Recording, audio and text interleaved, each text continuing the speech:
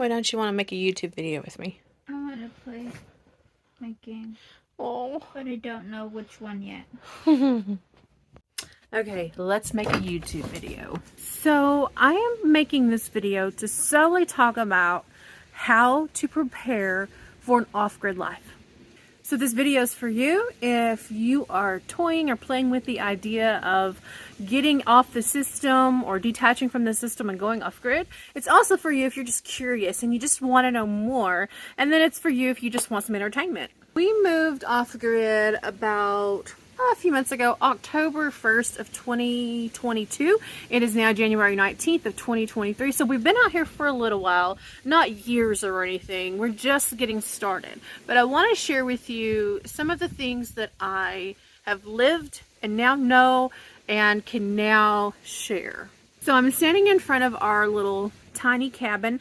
It is a portable shed, of course, and we are living in it temporarily. It is 200 square feet, and we did that just so that we could get on the location. And the location is the first thing that I want to talk about. So if you're thinking you want to be more self-sufficient and you're like, where do we start? What do we do?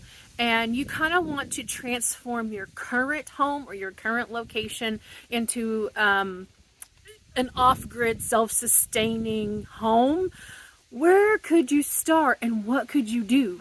That's not something that we could do. We probably would have done if we could, but we were in a place where we needed to move, and this property was available to us. We knew the people that was selling this land, and we made a deal and we got it and we moved. But if it would have worked out the other way and we would have converted our then home to an off-grid place, what would I have done first? So let your mind wander there. And I think water is pretty much self-explanatory. You probably would have had a well dug. You could have had a well dug. Or would you want to haul your water in?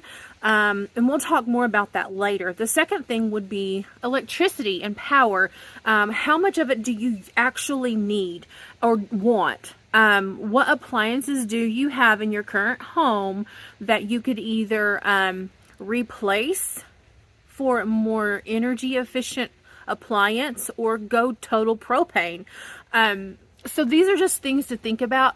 I never thought about how much electricity, how much power that we used until we moved off grid, and I had to be very aware of what things, how much things took power, how much things took energy, and I had to limit my use or use none of it at all. We'll get into that too later in the video. So first point, location. Where will you live off grid?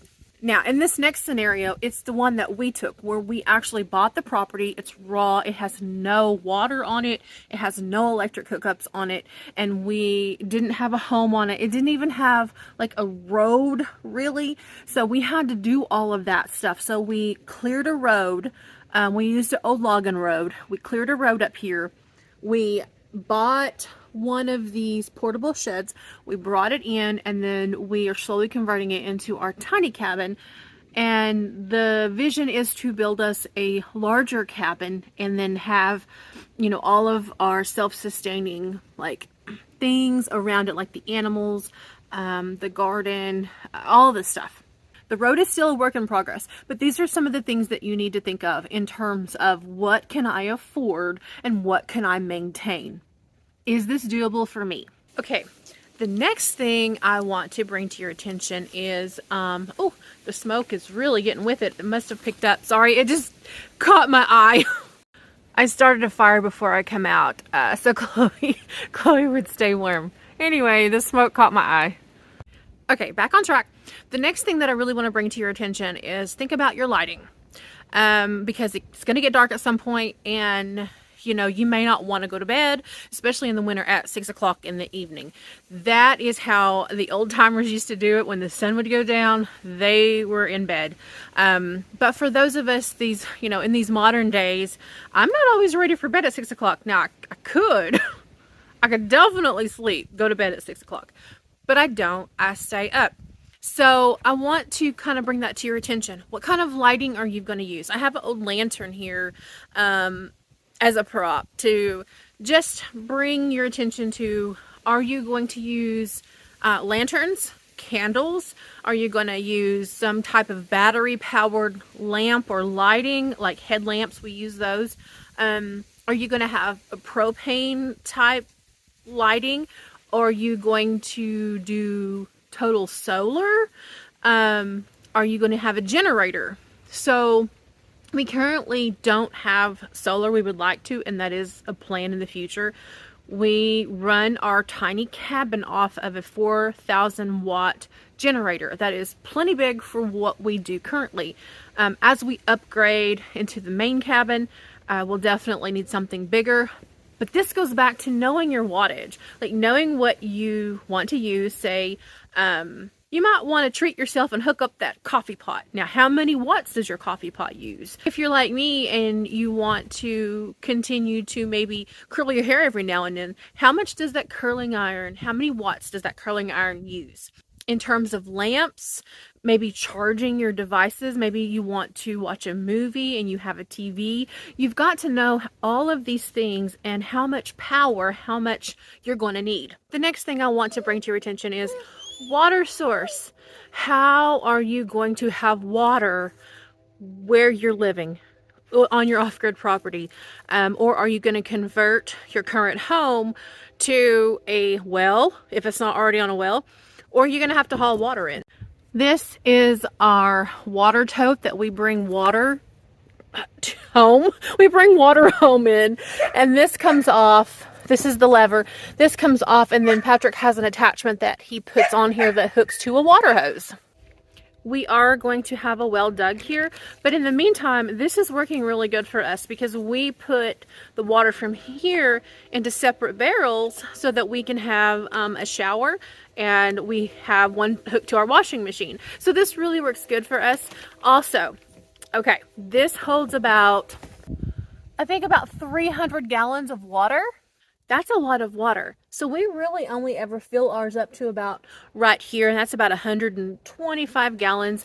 And it's just enough for us to fill up our barrels. So you really need to think about, if you're gonna haul water in, do you have a way to transport that water? And how much water can you transport at a time? We have a tiny truck. I hate to say it's a tiny truck, but for the jobs that we need it to do, it can only haul light loads. So we definitely can't fill this whole thing up. So we only can haul in little bits at a time. Oh, I need to add to that. Because you need to know where you're going to get your water. We go to my mother's and she allows us to fill up what we need anytime we want, but not everybody has that advantage. So you need to think about, where am I going to get my water? So you might look at your local, I don't know, water facility, some water company, and see if they would allow you to fill your water. And if that's not available to you, maybe you're going to have to haul in like spring water or something. But anyway, know where your water is going to come from. Okay, I'm in the cabin because the next thing I want to talk about is, how will you cook? Now, if you are going to convert your current home, that's not going to be a big deal, right? Because you can just hook up a propane stove. So since we moved and we're in the process of rebuilding our life off grid, we're taking it very slow because, as I said before, this cabin isn't our permanent dwelling. We will be moving up the property a little ways when we get a place cleared. That's a whole different story. So how will you cook? Because you're thinking, well, if I move to an off-grid property, I can just do campfire cooking. Not every day you can't. See, that was my thinking. I was like, oh, we'll just cook over a fire. Everything's going to be fine. No, that is not feasible because weather will not permit that. So how will you cook if you need to cook indoors? So our options are, okay, here's my mess. So we have this little canister right here that is actually, you know, a little propane cooker. And then there's my coffee pot that I run with a generator. And this is a little butane stove right here, see? It takes, let me show you. It takes these, And I don't really prefer these because they do last a little while. It's not about that. It's about they're not refillable. So when I cook on this, or I just reheat food, see, I just go lightly with it. This is my preference, because these bottles are refillable. So underneath here, I have 2 that Patrick has refilled, and then of course our jugs of water. We have this big thing hooked to this for drinking water. So you're probably thinking, how are those refillable? Well, Patrick found this attachment that goes on the top.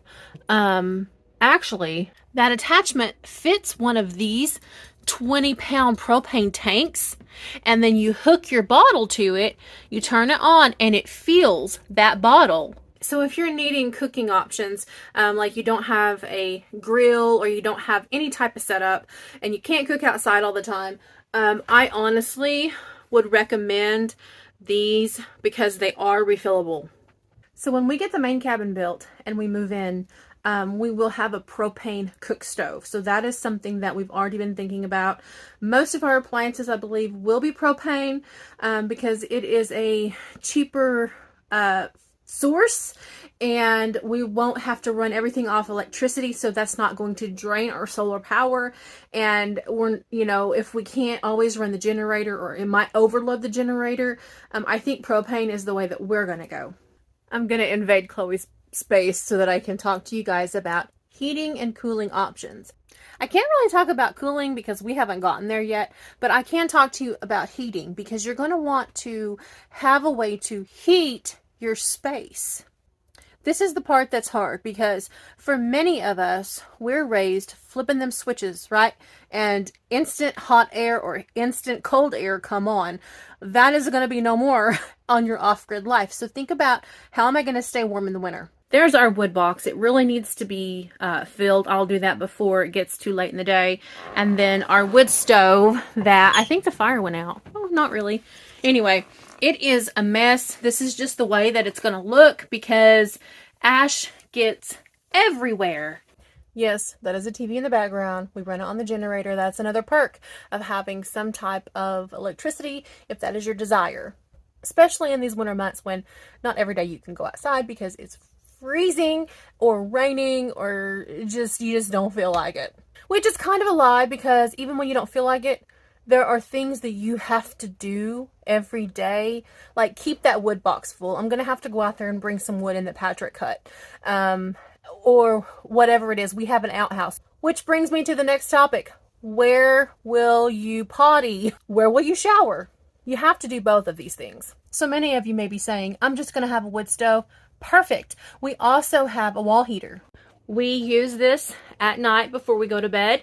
We will flip it on. It's hooked to a 20-pound propane tank right there, so that when we get up in the morning, it's not super cold after the fire has died down. I also turn this on if I'm going to leave the cabin, and of course a fire is not going to maintain itself, so that when I come back in, it is not too terribly cold where I can't function to build a fire. Just a thought, maybe having both, multiple sources of some type of heat.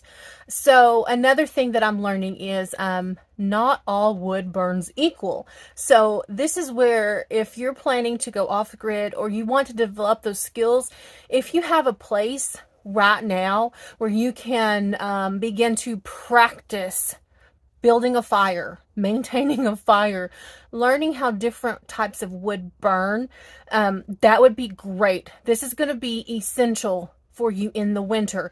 Patrick is pretty good at that. He's practiced and practiced and practiced. He's always, when we went camping, he always would get the fire going and things like that. So now when I'm here, if I want to be warm when I'm by myself, I have to know how to do this fire. I have to know how to get the fire started and keep it going. Also, there is a difference between seasoned and unseasoned wood. You want the seasoned wood. It burns the best. Also, know what types of wood burn the best, that catch the best, like catch on fire the best, and burn the hottest. So I'm slowly learning what these woods look like. So when I go to the wood pile and I see that he's got all this wood cut, ready to go, If it's like a mild day, I save the hot burning wood for those cold days or for the nighttime. When I build my fire, I put some good seasoned wood on the bottom, and then I put some kindling, and I have those little fire starters that I stick in there, and then I put some wood around on the top, and I light it. It burns. This works for me, but you have to learn what works for you so that you're comfortable with creating fire. Oh, they're so needy. They hear that sack and they know it's time to be fed. They are so needy. It's coming. It's coming. She's getting it. Here, let me hold it for you. Oh my goodness. Your cats, y'all. You have animals, you gotta think about them too. We have to feed the cats indoors because the dogs will eat their food. Okay, that's good. I already fed them, so. Oh, and there's these. These are my fire sticks. I really like these. It's not cheating, you guys. I promise you, it's not cheating. Don't feel like you're cheating. And then also, this is a torch. Let me see if I can turn it on. It's getting low, see? And it will totally help you start your fires. Now just focusing your brain on how am I going to use the potty, and where am I going to use the potty, and where am I going to take a shower, and how am I going to do my laundry if I'm not going to use the laundromat. I actually have videos on those things. I will link them in the description if you would like to go watch them, because we actually have a shower tent that we have our potty in. It's a camp toilet. It's like composting toilet. And then we also have a shower set up. And then we recently put up another tent that is like our laundry tent that has our washing machine in it and our clothes and just all the things. And we're able to do this because we have a transfer pump that transfers the water. It's like a water pump. And then we have the generator. Well, that's it for this video. I hope you enjoyed it. If you did, or if you know of somebody that this could help, go ahead and share that to them. Also, don't forget to give us a thumbs up. It really helps the channel. If you're not subscribed, don't forget to hit the subscribe button. And I want to invite you just to go and browse our other videos. We have documented our journey since day one of going off grid. I think the playlist is called Self-Sufficient Journey. I'll do a tag, or I'll put the link in the description. We still have a lot of work ahead of us. I've had some really good days out here and some really bad days, but it's so rewarding. In the end, it's so rewarding. It feels like you are accomplishing something. We've just started clearing our spot where we're going to build our cabin. And as of right now, at the making of this video, we have decided to continue to stay off grid. If I can do it, you can do it. Until next time, God bless. I hope you have an amazing day.